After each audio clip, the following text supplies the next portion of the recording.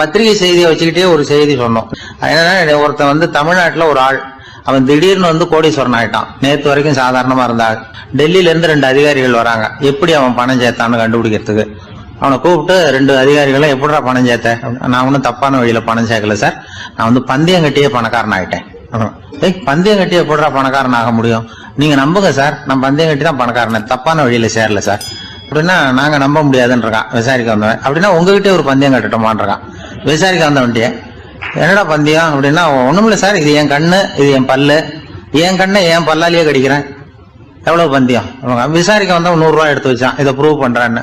அப்படியே கண்ணை எடுத்துட்டான், அது பளிங்கு கண்ணு. ஏற்கனவே ஒரு கண்ணு பளிங்கு கண்ணு வச்சுனா எடுத்து கடிச்சு விட்டான். இது விசாரிக்க வந்தாலும் 100 ரூபாய் விட்டுட்டு நிக்கிறான். எப்படி பணம் சேர்த்தான்னு வந்தவன், உனக்கு விசாரிக்க தெரியல போடா, நான் விசாரிக்கிறேன்னு அடுத்த வந்தான். அது நீ ஒழுங்கா சொல்றேன், எப்படிடா பணம் சேர்த்த சார்? நீங்க கொஞ்சம் புத்திசாலியா தெரியுது அவரை விட, நீங்களாவது நம்புங்க சார், பந்தயம் கட்டி தான் பணம் சேர்த்தேன், நான் நம்ப முடியாது. அப்படின்னா உங்ககிட்ட இன்னொரு பந்தயம் கட்டட்டுமா அப்படின்றான். வேண்டாம், அவனை ஏமாத்தி விட்டேன் வேண்டான்றான். இல்ல சார், அவரு ஏமாந்தது பொய் கண்ணு, பளிங்கு கண்ணுன்னு தெரியாது, ஏமாந்துட்டார். இப்போ உங்ககிட்ட பந்தயம் கட்டது நெஜம் கண்ணு, இந்த பக்கம் பளிங்கு கண்ணு கிடையாது, நெஜம் கண்ணு, இதை பல்லால கடிக்கிறேன். அவன் ஒரு 100 ரூபாய் எடுத்து வச்சான். இவன் அப்படியே பல்செட்டை கட்டினான் தனியா, அப்படியே கட்டி கடிச்சு விட்டான்.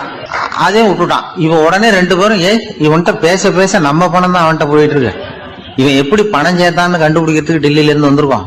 இவன் மேற்கொண்டு பேசாத, பேச பேச பந்தயம் கட்டுவான்.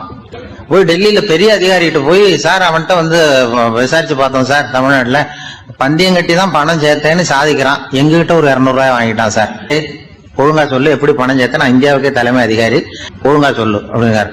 இப்ப நான் உங்ககிட்ட கட்டுற பந்தயம் உங்க உடம்ப பத்தின ரகசியம், என் உடம்புல என்னடா ரகசியம்? முதுகுல, உங்க முதுகுல 1 ரூபா அகலத்துக்கு கருப்பா ஒரு மச்சம் இருக்கு, உண்டா இல்லையானா? இல்லேன்னு தெரியும் அவருக்கு.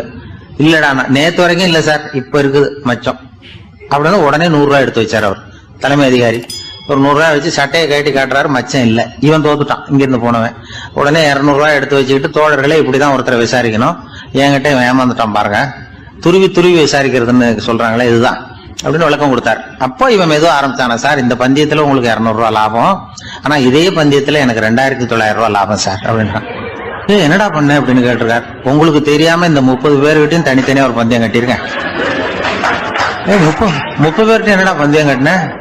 ஒண்ணும் இல்ல சார், உங்க எல்லாரும் முன்னாடியும் உங்க மேலதிகாரியை சட்டையை கேட்ட வைக்கிறேன், பூரா எனக்கு 2900 ரூபாய் லாபம். அவரு பார்த்தா அதிர்ச்சி ஆயிட்டாரு.